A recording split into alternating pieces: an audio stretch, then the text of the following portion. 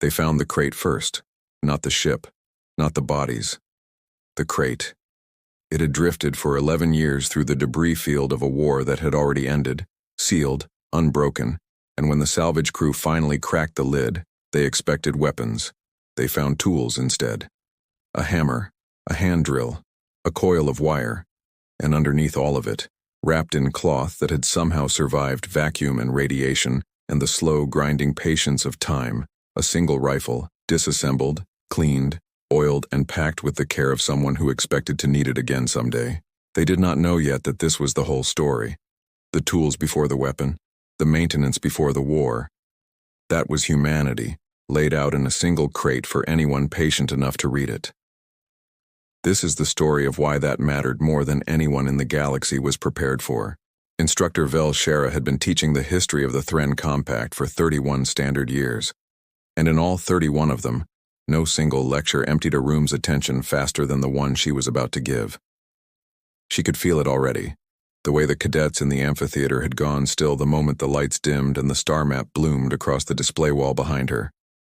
600 of them, packed into tiered seating that spiraled up and away into shadow, every one of them wearing the pale gray collar of the first-year officer corps, every one of them certain in the particular way only the very young and the very well-educated can be certain, that they already knew what she was going to say.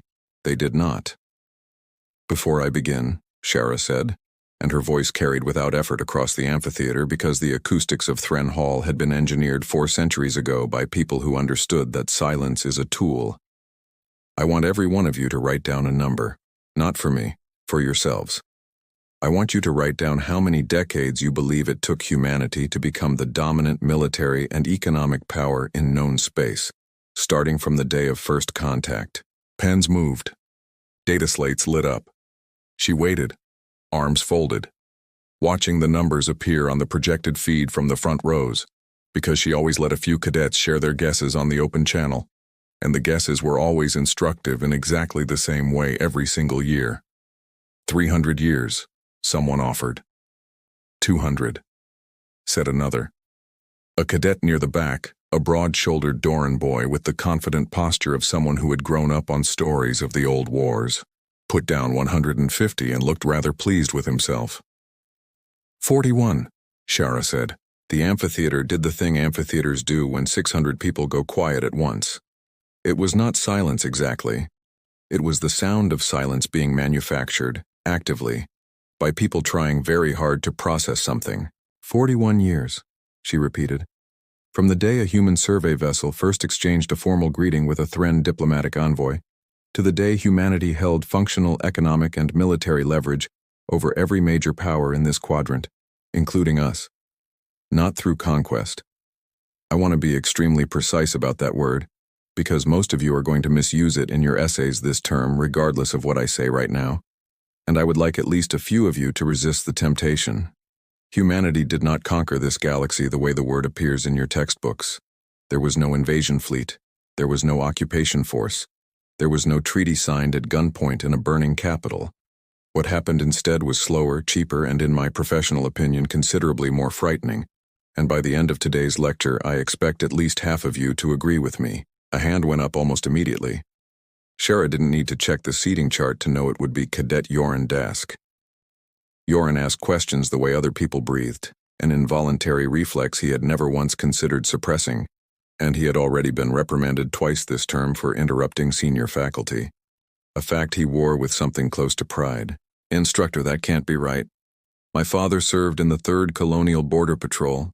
He told me human infantry weapons were primitive, chemical propellant, no shielding, no adaptive targeting. If that's true, how does a species with primitive weapons take economic control of 140 inhabited systems in 41 years without firing a shot?" "Excellent question," Shara said, and meant it because it was the exact question the entire lecture existed to answer, and Yoren had just handed her the opening line she used every single year without fail. "Your father was correct about the weapons, Cadet Dask. He was incorrect about what that meant." She touched the console and the star map behind her dissolved into something else entirely. A photograph, ancient by digital standards, grainy in the way only genuine first contact era recording equipment could produce. It showed a human standing beside an open equipment case holding a rifle loosely in one hand, the way a person holds something they are not afraid of, something they trust the way you trust your own hand. This, Shara said, is a Thren diplomatic officer's personal recording from the Kepler Accord signing, 183 years ago. Note the weapon, a solid projectile rifle, chemically propelled, no energy cell, no targeting computer, no shielding of any kind. By every metric this academy still teaches in your Advanced Weapons Systems module, this device is a museum piece. It should not have mattered at all. And yet I am going to spend the next several hours proving to you that this exact category of object is the single most important piece of hardware in the story of how humanity came to hold this galaxy in the palm of its hand. And none of you are going to believe me until I am finished, which is precisely how it should be. Yoren, to his credit, did not look convinced. Neither did most of the room. Shara had expected nothing less. She had built this lecture across 3 decades specifically so that disbelief was the correct emotional posture at this stage of the story. Anything else would have meant she was doing it wrong. Let's begin, she said, with a number that will make several of you extremely uncomfortable. Before we go further, a quick pause. If you're new here, welcome to Nova Archives. This channel exists for exactly one reason. Stories like this one, humanity-focused science fiction told slow and told properly, with room to breathe and room to think. If that sounds like your kind of thing, the subscribe button is right there below the video, and it genuinely does help more people find channels like this one. No pressure, just consider it. Now back to Instructor Shara. The number, as it turned out, was cost. Shara pulled up a chart, and the moment it resolved on the display wall, she watched the front 3 rows of cadets lean forward in near unison, which was, she had come to understand, simply what happened to intelligent young officers when they were confronted with a ratio their brain refused to accept on the first pass. This, she said, is a direct cost comparison between a standard Thren compact issue energy carbine, current at the time of first contact, and the human solid projectile rifle I showed you a moment ago. I want you to look at the bars and tell me what you see. The scale must be wrong, said a cadet in the second row, a quiet Selvani girl named Pris who rarely spoke in lecture, but who Shara had marked early in the term as one of the sharpest analytical minds in the cohort. That can't be to scale. Nothing is that cheap. It is to scale, Shara said. For the unit cost of a single compact energy carbine, a frontier militia in the early contact period could purchase approximately 390 human rifles. Not damaged units, not surplus, new manufacture, full warranty delivered. That's not a weapon, Yoren said, unable to help himself again. That's a giveaway. It is not a giveaway, Shara said, and this is the first of several places today where I am going to ask you to abandon an assumption you didn't know you were making. You have all been raised on the doctrine that expensive equals capable. That sophistication is a virtue in itself. I want you to consider, just for a moment, an alternate framework. What if the price was not a symptom of the weapon's limitations? What if the price was the entire point? She let that sit. She always let it sit exactly here because this was the hinge on which the rest of the lecture turned, and cadets who grasped it early tended to ask sharper questions for the remainder of the session. Think about what cheap actually enables, she continued. A compact frontier governor with a limited requisition budget could arm one company of soldiers with energy carbines. That same governor, spending the same requisition, could arm his entire militia, his planetary reserve, every civilian settlement watchpost on his world, and still have budget remaining to do it again the following year when half the equipment inevitably broke, was lost, or was stolen. Cheap does not mean weak, cadets. Cheap means everywhere. And a weapon that is everywhere behaves very differently in a crisis than a weapon that is rare. Pris raised her hand. But surely reliability matters more than distribution. An energy weapon that works is worth more than 10 unreliable ones. Also an excellent point, Shara said, and it brings us neatly to the second thing that made humans unusually dangerous, which is that their solid projectile weapons were not merely cheap. They were absurdly, almost insultingly reliable, in a way that nothing else on the market at the time could match, and I would like to show you exactly why, because the mechanism matters. She changed the slide. A cutaway schematic replaced the photograph, rendered in the clean crosshatch style of a training manual, the internal components of a human rifle laid open and labeled. A compact energy weapon of this period required recalibration by a certified technician every 90 days, or its accuracy and discharge stability degraded measurably. It required a proprietary power cell sourced exclusively from the original manufacturer because cross-compatibility was, and remains, deliberately restricted for commercial reasons none of you need me to explain twice. It required a sealed housing that voided its operational warranty the moment an unauthorized party attempted to open it, which meant that any field repair beyond the most trivial fault required shipping the weapon back to a certified depot, sometimes across several star systems, sometimes taking months. This was, and I want to be fair here, not a flaw in compact engineering. It was a reasonable design philosophy for a stable, wealthy, centrally organized power with reliable supply lines and standing maintenance infrastructure. It simply assumed a world that did not exist for most of the species who eventually bought human equipment instead. And the human rifle didn't have any of that, Yoren said, working it out aloud. The human rifle, Shara said, has almost nothing inside it that can fail in a way a competent adult cannot personally repair, with a rag, a cleaning rod, and a screwdriver they already own. There is a documented case, verified by 3 independent salvage inspectors and included in your assigned reading for this module, of a human rifle recovered from a swamp environment on a frontier world after 9 years of complete environmental exposure. No case, no preservation, simply lost and left and forgotten. The recovery team cleaned it, oiled it, and fired it 100 consecutive times without a single malfunction. That's not possible, said the Doran cadet near the back, the one who had guessed 150 years earlier and had clearly been quietly reassessing his confidence ever since. It is not merely possible, cadet, it is documented, and it is precisely the point. A weapon that has no power cell cannot suffer a power cell failure. A weapon that requires no calibration cannot drift out of calibration. A weapon with no proprietary sealed housing cannot be rendered permanently inoperable by a single failed component that only the original manufacturer is authorized to replace. Humans did not build a weapon that was hard to break. They built a weapon that had almost nothing in it capable of breaking in the first place, and then they made certain that the few things which could go wrong were things any owner, anywhere, with almost no training, could fix themselves. She paused, scanning the room, watching the shift happen in real time. The particular quality of stillness that meant an audience had stopped waiting to be convinced and started genuinely listening. I want to introduce a phrase now that I will use repeatedly for the rest of this lecture, because I think it is the single most important sentence in the entire history of human economic expansion, and I would like you to write it down.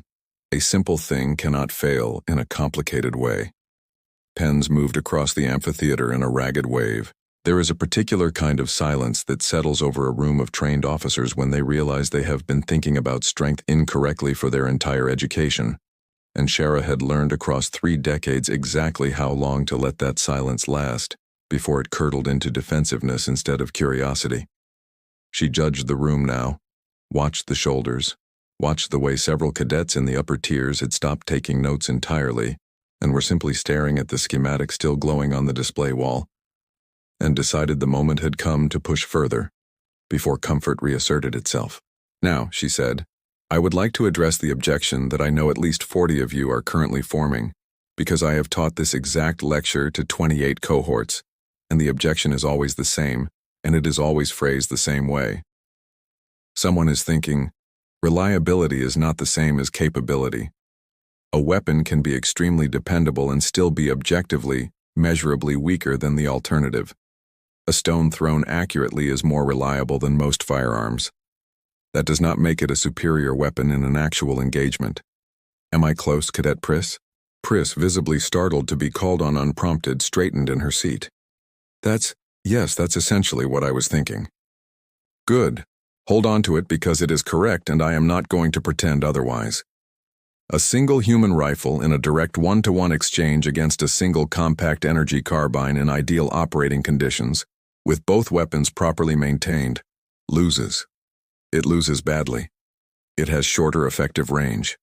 It has a lower rate of sustained fire. It has no adaptive targeting assistance.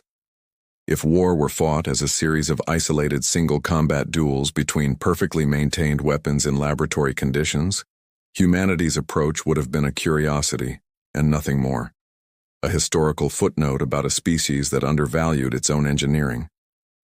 But war, Shara said, and here her voice dropped slightly, the particular register she used when she wanted 600 people to lean forward without realizing they were doing it.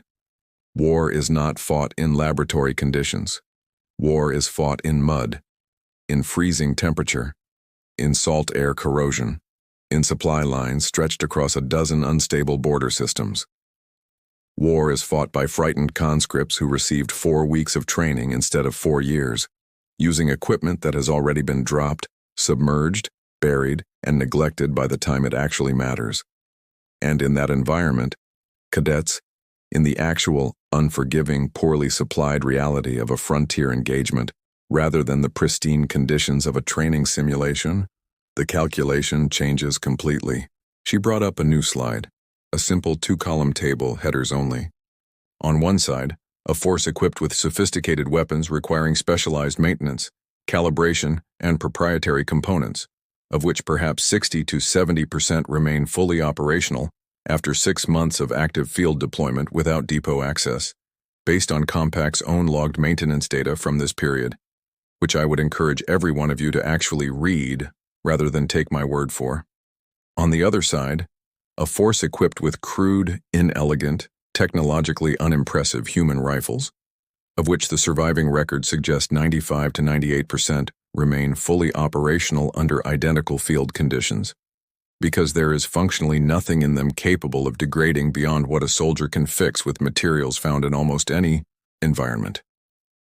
Which force, Cadet Dask, do you believe wins a 6-month campaign on a contested frontier world with no reliable supply corridor? Yoren was quiet for a moment, which for Yoren was itself a kind of answer. The second one, he said finally. Even though the individual weapons are worse. Especially because the individual weapons are worse, Shara said. This is the trap every sophisticated power in this galaxy fell into during the early contact period, and several of you are going to fall into it again in your careers if you are not extremely careful, because it is not a mistake of intelligence. It is a mistake of aesthetics. We are trained, all of us, from our earliest tactical education, to associate complexity with strength. A weapon that does more, that measures more, that adapts and calculates and fine-tunes itself, feels more powerful holding it, and it is, in a narrow, controlled, well-supplied sense. But strength that requires a supply chain is not the same as strength, cadets. It is strength on loan. And loans, she said, letting the words sit in the air of the amphitheater like something with weight. Have a lender, and a lender can always call in what is owed. If you're finding this one interesting, do me a favor and drop a comment below. Tell me what species or scenario you'd want to see Nova Archives cover next. I genuinely read every single one, and a good chunk of the stories on this channel started life as a suggestion in the comments. Also, hitting the like button costs nothing and tells the algorithm this is worth showing to someone else who'd enjoy it. All right, back to the amphitheater. Shara let the room recover for a moment, giving the cadets space to write, to murmur to one another, to let the reframing settle into something they could actually use rather than something they had merely heard. Then she moved to the second slide of the sequence, the one she privately thought of after 31 years as the true center of gravity of the entire lecture. Now, she said, I promised you a lender. I would like to show you what that meant in practice because this is the part of the story most of your prior education has quietly omitted. And I suspect several of your instructors omitted it not from malice but from simple discomfort, because it reflects poorly on decisions made by species who are still, in some cases, represented in this very academy's faculty. She brought up an image, a piece of hardware on an inspection table, its outer casing removed, a small component circled in bright projected red. This is a telemetry and authentication module. It was standard equipment, disclosed in the fine print of nearly every major arms manufacturer's export licensing agreement during the pre-contact and early contact period, installed in energy weapons sold to frontier and client states across the quadrant. Its stated purpose was diagnostic, usage logging, discharge calibration tracking, and, this is the important clause, remote deactivation authority in the event of licensing disputes, unpaid maintenance contracts, or, and I am quoting directly from a surviving compact export agreement from this era, circumstances deemed by the manufacturer to constitute a material risk to regional stability. The room had gone very quiet again, but it was a different quiet than before. Shara recognized this one too. It was the sound of 600 future officers realizing, all at once, that a piece of equipment they might one day be issued could, in theory, simply stop working because someone very far away had decided it should. To be clear, Shara continued, this was not universally abused. Most manufacturers never exercised this authority. But it existed, cadets, and every purchasing officer on every frontier world understood that it existed, and understanding that a thing can happen changes behavior every bit as much as it actually happening does. A frontier governor arming his planetary militia with compact-sourced energy weapons was arming his people with equipment that remained, in a very real and very legally documented sense, someone else's property, someone else's leverage, someone else's off switch, and the human weapons didn't have that, Pris said quietly, already several steps ahead, exactly as Shara had hoped she would be. The human weapons, Shara said, could not have that even if humanity had wanted to include it, because the human weapons had no power source to interrupt, no communication link to sever, and no proprietary component to hold hostage. When a frontier settlement purchased human rifles, they purchased an object that was permanently, unconditionally, and irreversibly theirs. Nobody 300 light-years away could switch it off over a billing dispute. Nobody could quietly disable an entire militia's arsenal in the opening hour of a coup by exercising a maintenance clause nobody had actually read. This, cadets, more than the price, more even than the reliability, is what I believe to be the actual foundation of humanity's rise. They did not simply sell a cheaper weapon, they sold certainty.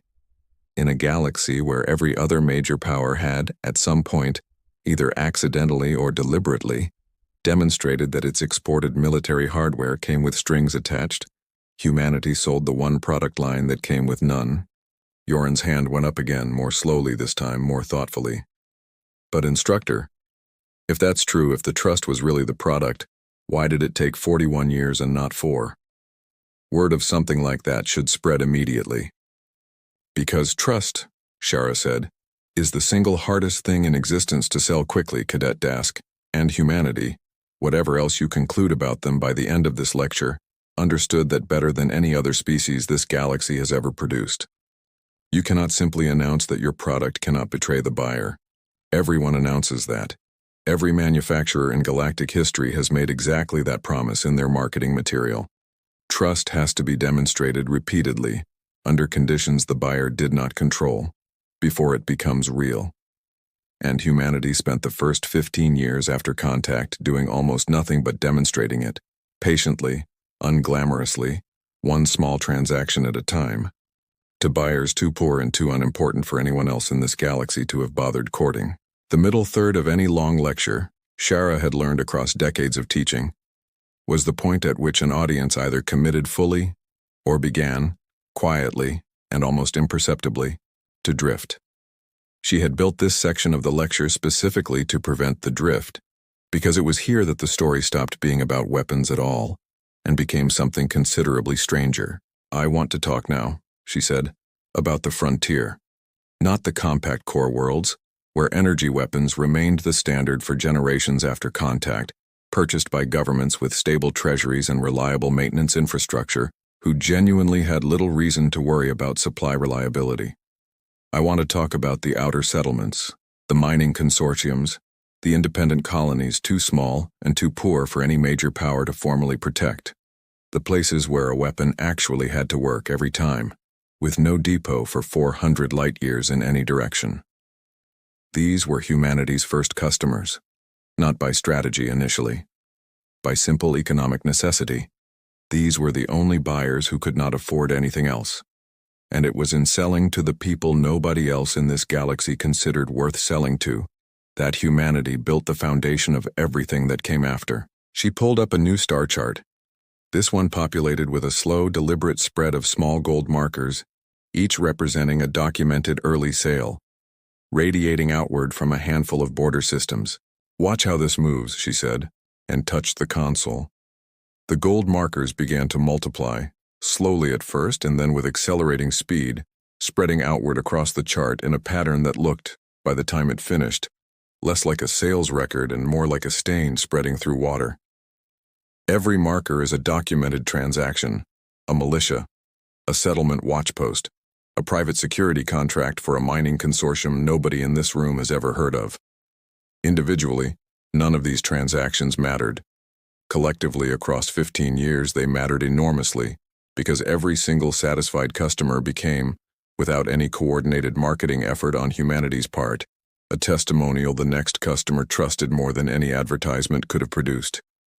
A weapon that worked for your neighbor's militia after 9 years in a swamp is a weapon you believe will work for yours. This is not a mystery, cadets. This is the oldest form of trade in any civilization's history, human or otherwise. It is simply that humanity applied it with a patience and a consistency that nobody expecting a rapid military conquest thought to watch for. So the first 15 years were essentially an extended reputation-building exercise, Pris said, working through it aloud, and the actual leverage came afterward. Precisely. And here is where the true mechanism reveals itself. The piece that took the Compact's own economic analysts nearly 2 decades to fully understand, by which point it was, in the driest possible sense, already too late to matter. Humanity did not attempt to prevent other species from copying their weapon designs. I want to emphasize how strange this decision was for its time. Every other arms manufacturer in galactic history, without exception, treated its designs as closely guarded proprietary secrets, protected by patents, by classified manufacturing processes, by deliberately obscured component specifications. Humanity did the opposite. They published everything. Full specifications, manufacturing tolerances, material sourcing notes. Anyone with access to a basic fabrication facility could, within a matter of weeks, be manufacturing human pattern rifles locally, without ever purchasing a single unit directly from a human supplier. "That sounds like it would destroy the market entirely," Yoren said. "Why would anyone pay for something they can make themselves?" "Because humanity attached a licensing fee to the design itself, Cadet Dask, rather than to the finished product, and set that fee so low, so genuinely negligible against the scale of any buyer's operating budget, that not one purchasing officer in the historical record ever formally objected to it, and not one local fabricator, in any documented case, ever concluded that pirating the design was worth the risk and effort required to save an amount of currency that small. This is the part of the lecture, cadets, where I need you to stop thinking like soldiers and start thinking like accountants, because the numbers are the entire argument. Imagine a single licensing fee, so small it registers as a rounding error on any procurement ledger, attached to every rifle manufactured under human licensing terms, on every world, by every fabricator, in every quantity, for 4 centuries. Multiply that fee by every militia, every colony watchpost, every private security contract, every shipping line's onboard defense detail, every planetary reserve force in 140 systems. You do not get an arms company, cadets. You get something closer to a toll levied on the very concept of armed conflict itself, collected quietly, continuously, and almost invisibly, by a species that never had to fire a shot to collect it. She let the silence stretch longer than usual this time, because she wanted it to. Cadet Pris described it best in an essay a previous cohort member submitted several years ago, and I quote it every year because no formulation since has improved on it.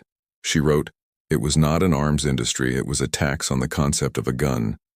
I have never found a more precise 6 words to describe what humanity actually built. Quick reminder before we go further. If a story like this is the kind of thing you want to see more of, the notification bell genuinely matters here more than almost anywhere else on this platform, because Nova Archives doesn't post on a rigid schedule, and the bell is honestly the only reliable way to catch new uploads the moment they go live, rather than whenever the algorithm decides to surface them. Won't ask again for a while. Let's get back to the amphitheater, because this is the part where the objections start getting sharper, and honestly they should. It was at this point, every year, without fail, that the room split. Shara had come to expect it, had in fact designed the lecture to produce exactly this fracture at exactly this moment, because a cohort that agreed too easily learned nothing, and a cohort that never agreed at all had simply stopped listening. This year the fracture arrived through Cadet Mescator, a quiet third-row student who had said nothing for the entire session, and who now raised a hand with the deliberate slowness of someone who had been building an objection for the better part of an hour. Instructor Shara. I've been listening to all of this, and I think I understand the economics. I understand the trust argument, and honestly, I think that's the strongest thing you've said today. But none of it actually answers the question Cadet Dask asked at the very beginning. You've shown us charts. You've shown us licensing agreements and sales records and telemetry modules. What you haven't shown us is the weapon actually working against something in a fight that mattered. I can believe every number on that display wall and still walk out of this hall unconvinced that a chemically propelled metal projectile can stand against a modern energy weapon in an engagement that decides the outcome of a war. You're describing a very successful product. I'm not sure you've described a weapon. The amphitheater held its breath, 600 cadets waiting to see how Shara would respond to the one objection that could not be answered with another chart. Shara smiled faintly, because this was, in her professional opinion after 31 years, the single most honest and most important thing a student had said in this room all term, and it deserved to be treated as such rather than deflected. Cadet Tor, she said, that is the correct objection, and I want the entire room to understand why it is correct before I answer it. Every argument I have made to you today has been an argument about why people bought the weapon: cost, reliability, trust, absence of leverage. These are all true, and they are all, as you rightly say, arguments about a market rather than arguments about a battlefield. You are asking whether the object itself, stripped of all its economic context, can actually do the job it was built for. That is a fair question. It is, in fact, the only fair question, and I have been building toward answering it since the moment this lecture began. She touched the console, and the display wall went dark for a moment before resolving into archival combat footage, degraded by age but unmistakably genuine, time-stamped in the corner with a date early in the contact period.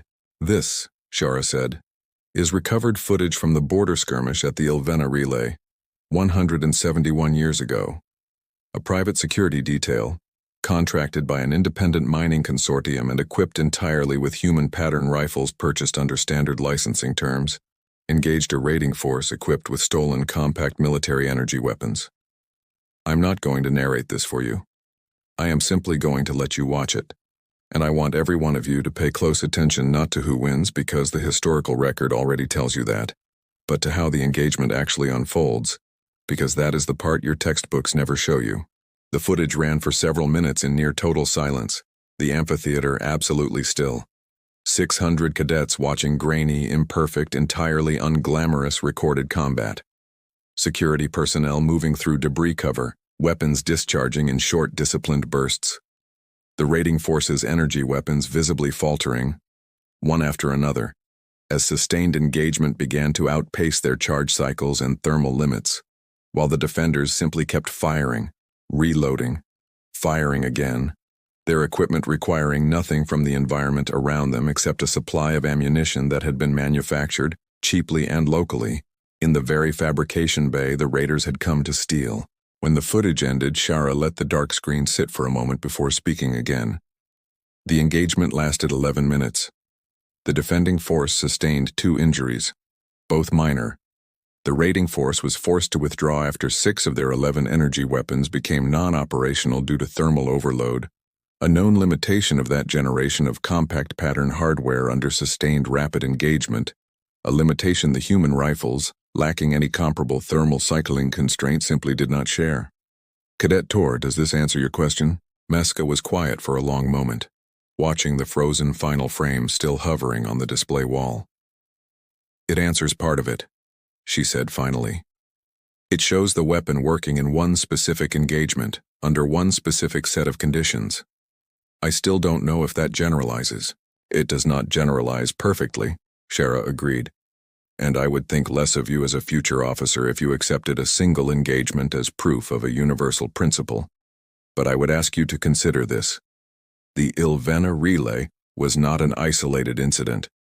It was one of several hundred documented engagements across the early contact period in which human pattern equipment, wielded by forces with dramatically inferior training, dramatically inferior institutional support, and dramatically inferior individual weapon sophistication, nonetheless produced outcomes that no purely technical analysis would have predicted.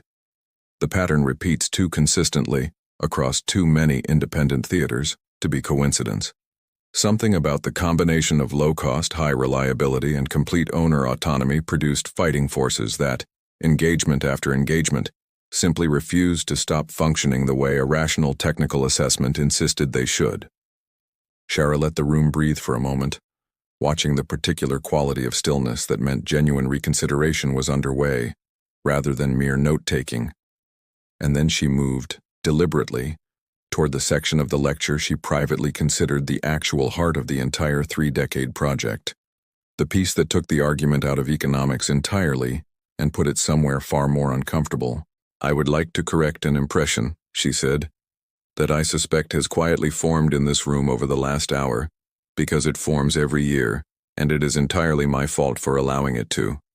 Several of you have likely concluded by this point that humanity succeeded specifically because it was a limited species, that the simple rifle represented the outer boundary of what humans were capable of building, and that their commercial success was, in some sense, a triumph of humility over ambition. I would like to disabuse you of that idea completely, because it is false, and believing it will lead you to badly misjudge any future negotiation you conduct with a human counterpart. She changed the slide. Text filled the display wall, dense and clinical, a catalog rather than a narrative. Humanity possessed, at the time of first contact, functioning nuclear fission and fusion weaponry, developed and deployed on their own world before they had achieved reliable interstellar travel, a sequencing so unusual that the initial compact survey team flagged it in their report as a matter of, and I quote directly, significant strategic concern. They possessed directed energy weapons, developed independently of any compact technology transfer, in continuous use for over 2 centuries prior to contact, which they simply declined to prioritize as a standard infantry solution, for reasons that, given everything we have discussed today about maintenance and reliability, should now seem considerably less puzzling than they did to that original survey team. They possessed autonomous and semi-autonomous combat systems, extensively developed, extensively deployed, and extensively regretted in a series of internal human conflicts they documented afterward, in exhaustive, uncomfortable, entirely public detail, because documenting one's own mistakes at length turns out to be another consistent human habit this galaxy took far too long to notice. They possessed chemical and biological weapons programs with histories long and grim enough to fill their own separate course, which this academy does, in fact, offer as an elective in your 3rd year. And I would encourage anyone with the stomach for it to take it. They possessed kinetic bombardment capability requiring no exotic technology whatsoever, beyond the straightforward ability to lift a sufficiently heavy object to orbital height, and then simply stop holding on to it. A category of weapon so conceptually simple and so catastrophically effective that most compact treaties banning its use were drafted and ratified in a matter of weeks, rather than the years such agreements typically require. She let the list sit there, dense and uncomfortable, until the room had fully absorbed its length. I am telling you all of this, cadets, not to frighten you, though I notice several of you look somewhat frightened regardless, and I will not pretend that is an entirely unintended effect.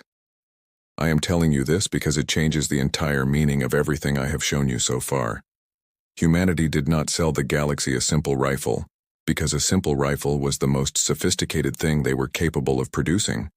They had, sitting in the same catalog, weapons of a lethality and a sophistication that would have unsettled every species in this room considerably more than a chemically propelled metal projectile ever could. They looked at that entire catalog, the full breadth of what they were capable of, and they made a deliberate choice to lead with the crudest, cheapest, most unglamorous item in the entire inventory. And cadets, I want you to sit with that choice for a moment, because I believe it is the single most strategically significant decision in the recorded history of this galaxy's relationship with humanity, and almost nobody outside this lecture hall has ever been taught to think of it that way. All right? One more quick pause, and I promise this is the last one before we get to the ending, because it matters more than the others. If Nova Archives has earned about 90 seconds of your time here, this is genuinely the moment I'd ask for it. There's a small supporter tier linked in the description, and it's the entire reason this channel can keep producing scripts of this length, rather than the 6-minute recap version most channels settle for. Even joining at the lowest tier makes a real difference, and supporters get early access to scripts before they're recorded. No obligation at all, but if you've made it this far into an 8,000-word story, there's a decent chance you're exactly the kind of listener this channel is built for. All right, let's finish this. Think about what that choice actually accomplished, Shara continued once the room had settled again. By leading with the cheapest, most easily copied, least intimidating item in their arsenal, humanity became, within a single generation, structurally embedded in the military and economic infrastructure of nearly every minor and mid-tier power in this quadrant, without ever once triggering the kind of collective defensive alarm that a more overtly impressive weapon would have provoked immediately. Nobody convened an emergency council session over the sale of rifles. Nobody drafted an urgent countermeasure treaty in response to a licensing fee too small for any single purchasing officer to bother contesting. By the time anyone in a position of real strategic authority thought to ask the question Cadet Tor asked me an hour ago, does this actually work? Does this actually matter? The answer had already been quietly proven correct several hundred times over. In several hundred engagements, nobody important had been watching closely enough to notice. On the frontier worlds, nobody important had ever considered worth their attention. She brought up the final slide of the sequence. Not a chart this time, but a single galactic map, the gold overlay of documented human-licensed manufacturing spreading across nearly the entire visible chart, an unbroken tide reaching into corners of the quadrant that had never once seen a human ship in person. By the close of the 4th decade after contact, humanity held functional licensing leverage over the majority of small arms manufacturing capacity in this quadrant, a position no single military campaign in galactic history had ever achieved instead through nothing more dramatic than several 100 million individually unremarkable transactions, each one too small to notice, each one entirely voluntary, each one made by a buyer who believed correctly that they were getting the better end of the exchange. There was no invasion, cadets. There was no occupying force. There is no battle in your textbooks with a name and a date, because there was never a need for one. What happened instead is that every minor power in this galaxy independently arrived, in its own war room, in its own timeline, at the exact same uncomfortable realization, entirely without coordinating with any other power that had reached the identical conclusion. That realization was this: whatever we are holding, they designed. Whatever we are pointing at each other, they published, they licensed, and they know precisely what it does, because they wrote the specification themselves and sold us the paper it was printed on.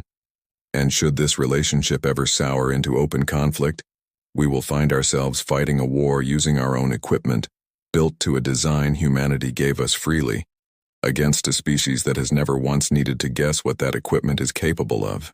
The amphitheater was utterly silent now.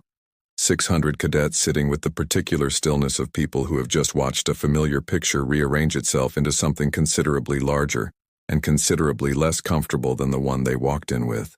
There were treaties afterward, Shara said more quietly now. A great many of them proposed almost entirely by powers who were not, at the time, under any direct threat from humanity at all, drafted with a haste that historians still find almost comic in retrospect, given how little actual danger prompted them. And humanity signed every single one, cheerfully, without complaint, and went on filing new licensing agreements the following morning, because the treaties, whatever their intent, changed almost nothing about the underlying arrangement. The tax on the concept of a gun did not require conquest to continue collecting. It only required that the gun continue to exist, and there has never, in the recorded history of any species in this galaxy, been a shortage of reasons to want one. Cadet Tor raised her hand one final time and Shara nodded her forward. Instructor, I think I understand now, but I still don't fully believe it. Not the way you clearly want us to.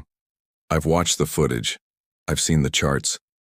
I still cannot quite picture the object itself doing what you're describing. It still feels on some level like an argument about a market, dressed up as an argument about a weapon. Shara looked at her for a long moment and felt, not for the first time in 31 years, a small private satisfaction at having built a lecture capable of producing this exact quality of honest, unresolved doubt in a student sharp enough to hold on to it even after everything she had shown them. You cannot be argued into it, Shara said finally. You are quite right about that, Cadet Tor, and I would think less of you if a lecture alone were sufficient. So I'm not going to argue with you any further today.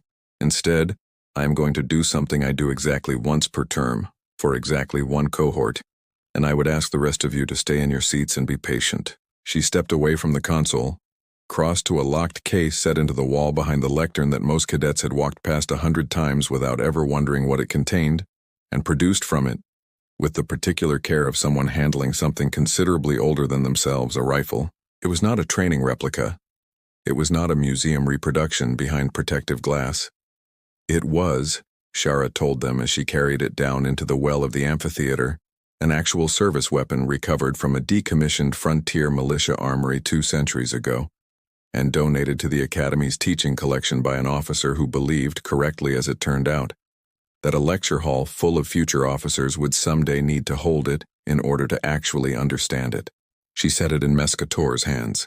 The cadet's arms dropped slightly under the unexpected weight, exactly as every cadet's arms had dropped in exactly this spot for 31 years, and her expression did the thing every student's expression did at this exact moment, the thing no chart or licensing agreement or combat footage could ever quite produce on its own. It became, for the first time all lecture, genuinely uncertain, in the particular way that comes from discovering that an abstraction you had been confidently arguing with for an hour is, in fact, a physical object with mass and history, and the faint, permanent smell of oil worked into wood by hands that had cared for it long before anyone in this room had been born. There is nothing in it, Meska said quietly, turning it over, running a thumb along a grip worn pale and smooth by use. I mean that literally. It's a tube and a spring and a piece of shaped wood. That is the entire maintenance schedule, Shara said. Someone remembers to oil it occasionally. In exchange, it continues to work indefinitely. It has already outlasted several of the treaties drafted specifically to address the fact that it exists. I still don't think it should beat an energy carbine, Meska said. But there was something different in her voice now, something that had not been there an hour ago. It should not, Shara agreed. Everything about it in isolation is a worse weapon than the alternative. It is heavier than it needs to be. It is cruder than it needs to be. Any competent engineer in this room could design something technically superior before lunch. That was never the argument, Cadet Tor, and if you remember nothing else from today, I would ask you to remember this. Humanity did not win this galaxy by building the best weapon. They won it by building the weapon that could never, under any circumstance, be turned against the hand that held it by anyone but that hand's own owner. Everything else, the cost, the reliability, the licensing, the trust, all of it was simply the slow, patient, 41-year process of proving that single fact to a galaxy that did not want to believe something so unglamorous could possibly matter as much as it did. The chime sounded, marking the end of the session, and the amphitheater began its familiar slow collapse into motion, 600 cadets gathering data slates and murmuring to one another as they filed toward the exits, The particular energy of a room that has been given something considerably heavier to carry than it walked in with. Mescator was among the last to leave, and she paused at the base of the steps, looking back once at Instructor Shara, who stood alone now in the well of the amphitheater, carefully returning the old rifle to its case. "Instructor," Mesca said, "thank you. I think I actually understand it now. Not just the argument, the thing itself." Shara smiled, closing the case with the same deliberate care she had opened it with. "That, Cadet Tor, is the only grade that has ever actually mattered in this lecture hall." She watched the young officer go and stood alone for a moment longer in the quiet amphitheater, thinking, as she always did at the end of this particular lecture, about the crate that had drifted for 11 years through a debris field, tools packed carefully beneath a single oiled rifle, and about the plain, uncomfortable truth she had spent 31 years trying to teach 600 cadets a year to actually sit with, that every civilization makes exactly one bargain with the tools it builds and the ones who understand precisely what they are actually selling. Reliability over sophistication, ownership over leverage, trust patiently earned over dominance loudly announced, are the ones who end up, decade after quiet decade, holding the whole galaxy without ever once having to take it by force. And that's the story. If you made it all the way to the end of this one, genuinely, thank you. Scripts like this take a long time to put together properly, and it means more than you probably realize that you spent the time to actually sit with the whole thing rather than skipping to the end. If you enjoyed it, subscribing helps enormously. The comment section is always open for your theories and requests, and that supporter link is there whenever you're ready. No rush. Until the next one, thank you and stay curious, stay human.